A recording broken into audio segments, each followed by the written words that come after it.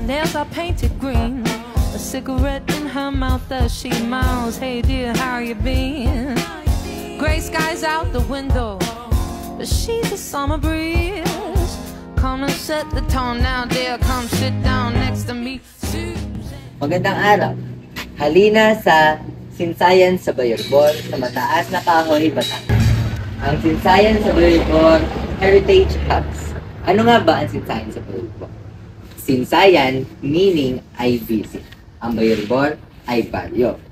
Ano mga makikita sa Sinsayan sa Bayorbor?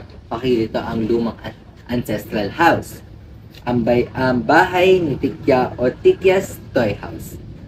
Doll collections, Coca-Cola collections, and Sinsayan Garden. Halika na! Hanggang sa dulo ng mundo,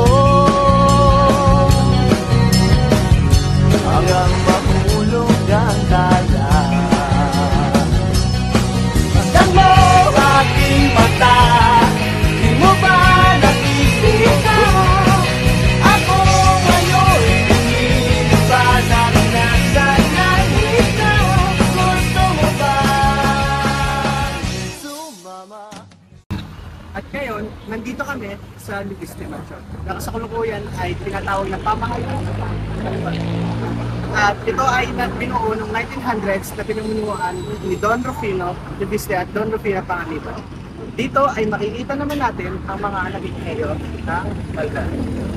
Ito ay binuuan ni Mayor Gregorio Ligisty at noong 1993. At papakita namin sa inyo ang kapaligiran dito sa Mansion ng Ligisty. At ngayon, ipapakita ko naman sa inyo ang isa sa pinagmamalaki ng Malbar. General Miguel Malbar. Ito ay pinanganak noong September 27, 1865 sa Santo Tomas, Batangas, nina Maximo Malbar at Tobircia Carpio. Nagtapos ng primarya sa ilalim ng pagtuturo ni Valerio Malabanan at pagkatapos ay lumuwas ng Maynila upang ipagpatuloy ang pag-aaral. Ang kanyang ama ay mayamang magsasaka ng tubo at palay, kaya siya pati na rin ang kanyang mga kapatid ay nakapag-aral. Sa pamamagitan ng pag-aaral na ito, siya ay umunlad sa paglililang ng kahel sa lupang pinagtrabahuan niya ng husto. Isang Pilipinong pinuno ng kilusan noong himagsikang Pilipino at sa kalaunan ang digmaang Pilipino-Amerikano. Bunsod ng sagupaan na nagdakip kay Emilio Aguinaldo noong 1901, ipinagpatuloy niya ang pamamahala sa hukbong revolusyonaryo. Naging leader ng kilusang laban sa Kastila sa Batangas at naging general din siya ng matatag na palalawigang pamahalaan ng Cavite. Lahat ng kanyang makipaglaban sa Batangas ay naging tagumpay. Namatay siya noong Oktubre.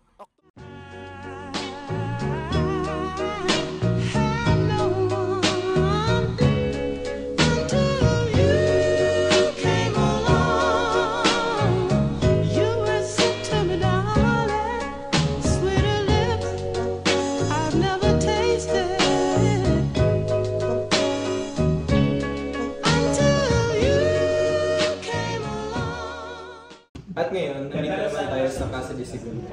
Ang Casa de Segunda ay isang makasaysayang ancestral house na matatagpuan dito sa Lipa City, Batangas. Ito ay sumasalamin sa mayamang kultura at tradisyonal na pamumuhay ng mga Pilipino noong panahon ng mga Kastila.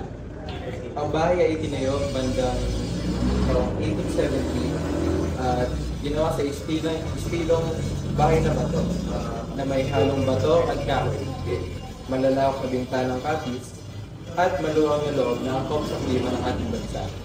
Pinangalanan nito ay Segunda Kapitbahay na isang kilalang personalidad sa kasaysayan ng Lipa. Sa kasalukuyan, ang Casa de Segunda ay nagsisilbing pook, pangkultura at pang-edukasyon na nagpapaalala sa atin ng mahalagang pamana ng lungsod. Turto kayo!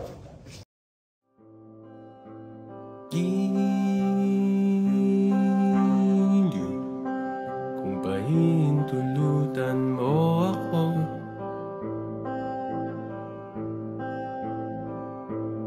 ipagkakatiwala ko sana sa'yo ang puso ko.